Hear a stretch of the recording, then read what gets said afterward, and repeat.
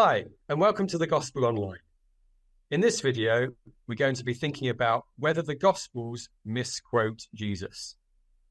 We're going to look at some of these related topics in coming weeks, so if you haven't done so already, please subscribe to the channel and you'll receive updates when new videos come out.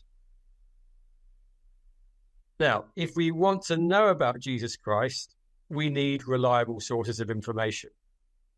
So in this talk, we're going to evaluate the sources we have and give you 7 reasons why we think they can be trusted. Now, historical sources from 2,000 years ago are hard to come by. There's a handful of non-Christian sources that mention Jesus, but really we're reliant on the 4 Gospels that are found in the New Testament: Matthew, Mark, Luke, and John. It might be tempting to dismiss them. After all, they were written by people who believed Jesus was the Son of God, so they can hardly be described as neutral. And yet, in other areas of life, we're often happy to read the work of enthusiasts, people who have first-hand experience of a topic, because we know they will have insights we can't get elsewhere. And so it's not unreasonable to do the same for those who claim to have known Jesus firsthand.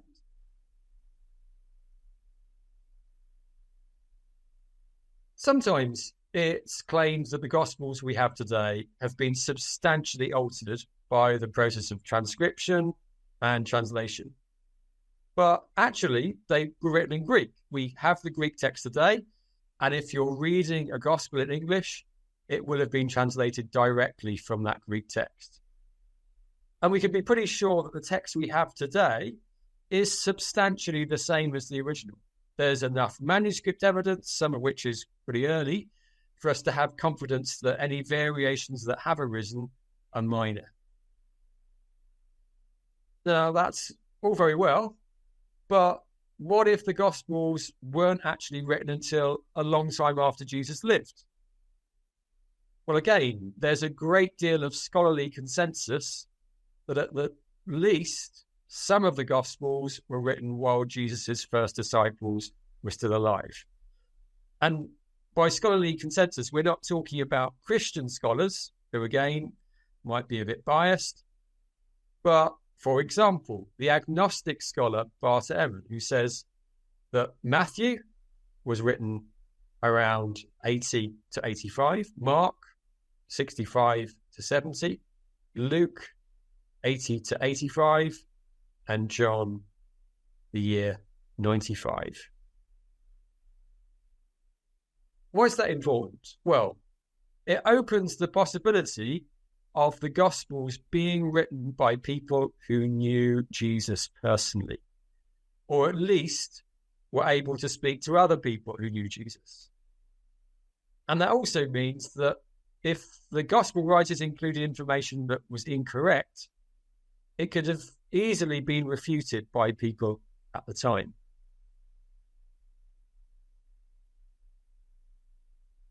Now, we might still feel that 40 or 50 years is a long time to pass between events happening and the earliest records of them. Would someone writing today accurately describe the events of the Vietnam War or the Watergate scandal of the 70s? Well, we would be able to tell based on the details they gave. So let's test the Gospel writers in this. First of all, geography. In total, the Gospels mention 26 settlements, ranging from small villages to the city of Jerusalem. They include other geographical details, including seas, rivers, roads, and what they say about them matches the topography. Traveling to Jerusalem is described as going up. Traveling to Capernaum from either Cana or Nazareth is described as going down. And that fits the geography, just as we'd expect if people wrote about towns and villages that they knew well. Something else the writers got correct is people's names. In the English-speaking world, we know that certain names are more common in different countries and regions. Patrick's and Bernadette's are more common in Ireland, whereas a couple called Yayan and Caris almost certainly have Welsh roots. And it was the same among the Jews of the ancient world. Common names in Italy or Egypt were quite different to those in Palestine. And yet the characters in the Gospels have names typical of first century Palestinian Jews. And there are other details that fit together, which we only notice when we piece information together from several of the Gospels. Here's an example. One of the most famous miracles of Jesus is the feeding of 5,000 people by multiplying 5 loaves of bread and 2 fish. Luke tells us that the miracle took place near the village of Bethsaida. And John tells us that Jesus asked Philip about buying bread for the people. Now, on their own, these might seem like insignificant details until we remember that elsewhere in the Gospels, we're told that Philip came from Bethsaida. So this is Jesus talking to a local man about where to get food. John tells us that the bread that they ate was made from barley and that the people sat on the grass. And these kind of details hardly seem important to the story, but they are entirely consistent with what John also tells us, which is that this happened at the time of the Passover festival, which comes at the end of a period of high rainfall where there's green grass, but the fact it's the end of that period, presumably dry enough to sit on. And it comes just after the barley harvest, which is why they're eating barley loaves. So we've got different authors telling a story that fits the setting precisely. So at this point, we might be able to conclude the Gospels we have today are books written 2,000 years ago by people who lived in Palestine or had direct access to people who did. All well and good. But how do we know that they describe Jesus and his teaching accurately? Well, the Gospel accounts of Jesus' teaching are consistent with one another. What do I mean by that?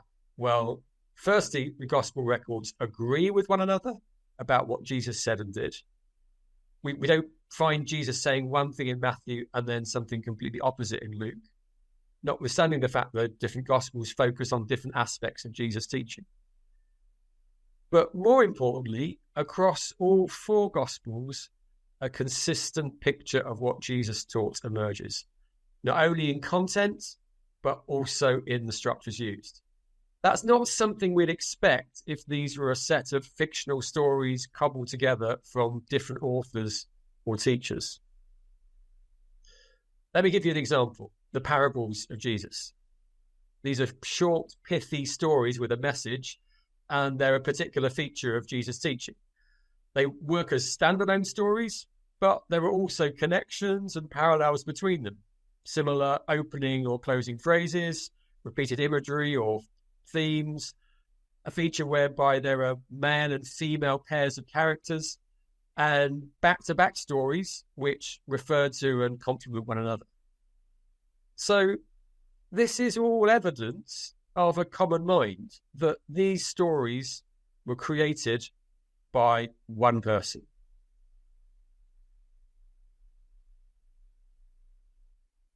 Now, on the surface, maybe a lot of Jesus' teaching seems straightforward.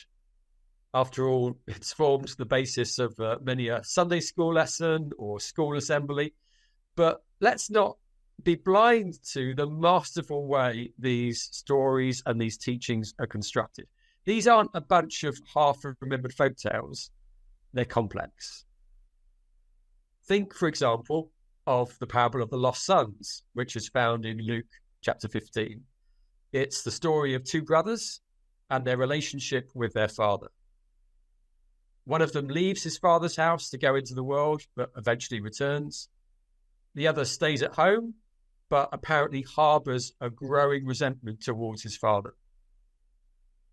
This parable talks about family dynamics, money, authority, jealousy, anger, greed, shame, and love. It addresses the cultural and religious context of the time, the rules-based religion of the Pharisees, the love of money and power of the Sadducees, the disillusioned masses oppressed by the religious leadership. It shows us God as a father who loves his children. And it does all of that in 400 words. When we dig deeper, we find evidence of even greater skill and understanding. That parable of the lost sons alludes to a whole host of instances in the Old Testament, the books of the Bible that were available in the time of Jesus. And these allusions extend to individual words and phrases that would imply the author of the story knew the specific words of the Old Testament. And that, that was no mean feat in an age when books were handwritten on huge scrolls and education was minimal for the majority of people.